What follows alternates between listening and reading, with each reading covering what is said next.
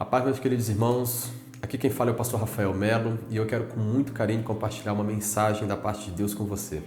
Hoje nós queremos falar sobre o jejum, mas não simplesmente o jejum em que muitas das vezes você conhece e talvez aprendeu e está habituado a praticar.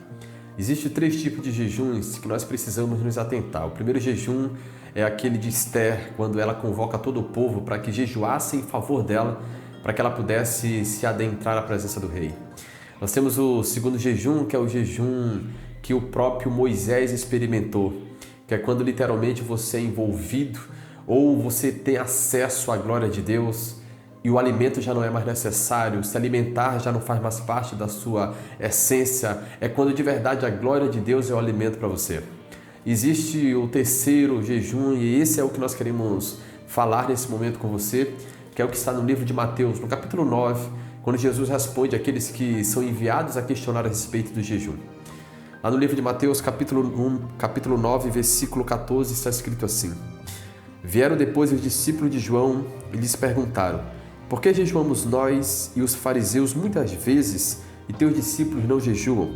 Respondeu-lhe Jesus: Pode acaso estar triste os convidados para o casamento enquanto o noivo está com eles? Dias virão, contudo, em que lhes serão tirado o noivo, e nesses dias hão de jejuar. Ninguém põe remendo de pano novo em veste velha, porque o remendo tira parte da veste e fica maior a ruptura.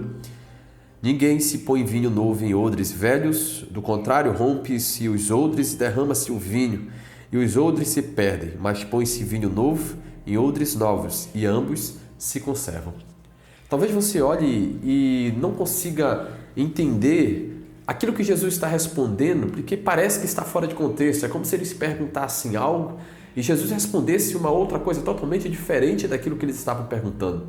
Porque afinal de contas, o que tem a ver o jejum com odre novo ou vinho velho, ou vinho novo, odre velho, roupa? Afinal de contas, o que Jesus está tentando dizer respondendo dessa maneira para com eles? O que nós precisamos entender? Que o jejum, ele de forma alguma deve ser usado como barganha. Nós não temos que olhar para o jejum e acreditar que ele é uma barganha, que nós devemos tentar de alguma forma conduzir ou levar a Deus a fazer aquilo que nós queremos. Muitas das vezes nós pensamos assim, mas hoje eu irei pregar, hoje eu irei louvar, hoje eu irei ministrar, então assim eu irei jejuar para que eu possa ser muito usado ou usada por Deus. Mas na verdade nós precisamos entender que jejum é a troca de cultura, ou seja, é a sua alma que vai perder o domínio e o controle sobre o seu espírito. E jejum justamente é nós percebermos isso. Existem muitos estudos a respeito do benefício que o jejum traz para o nosso corpo. Só que esse jejum não é o que nós estamos tratando aqui nessa mensagem, mas o jejum que vai mexer com o seu espírito, o jejum que vai fazer com que a sua alma seja silenciada. E eu quero te aconselhar a buscar a viver uma vida de jejum, onde literalmente você busca entender que o alimento, na maioria das vezes, e principalmente quando é descontrolado, quando nós nos alimentamos sem ter consciência do que estamos comendo, ele é uma ação almática, não é uma necessidade para o corpo físico. O jejum ele traz muito benefício tanto para o corpo físico quanto para o espírito, só que a questão emocional gera esse descontrole alimentar. Então nós precisamos entender que quando nós jejuamos, nós literalmente estamos silenciando a nossa alma, nós estamos trocando a cultura que a nossa alma implanta sobre o nosso espírito e tenta subjugar o nosso corpo.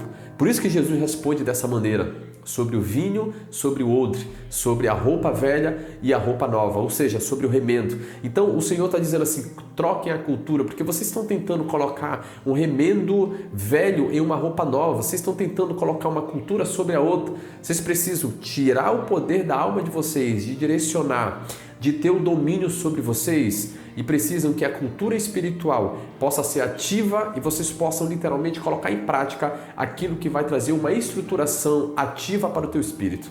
O jejum, ele não é apenas você olhar e dizer hoje eu irei jejuar para isso ou para aquilo. O jejum é uma necessidade que nós precisamos ter de forma contínua em nós para que o nosso espírito seja fortalecido e a nossa alma silenciada.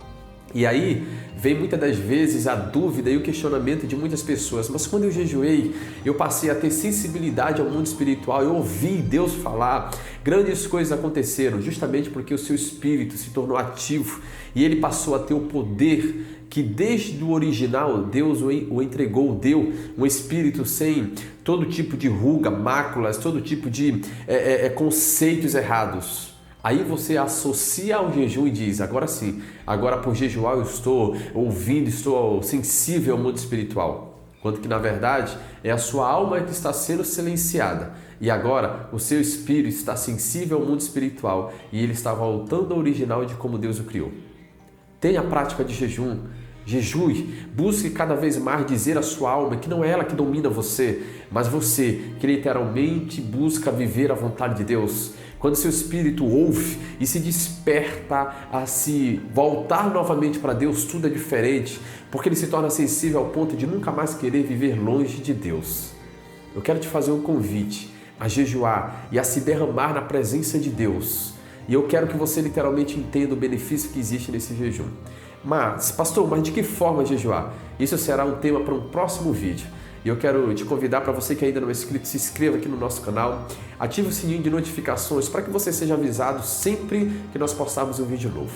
Que Deus te abençoe e que você possa olhar de maneira diferente para o jejum e entender que isso é uma grande necessidade em nós, que traz grandes benefícios, tanto para o nosso espírito, quanto para o nosso corpo e também para a nossa alma. Deus te abençoe.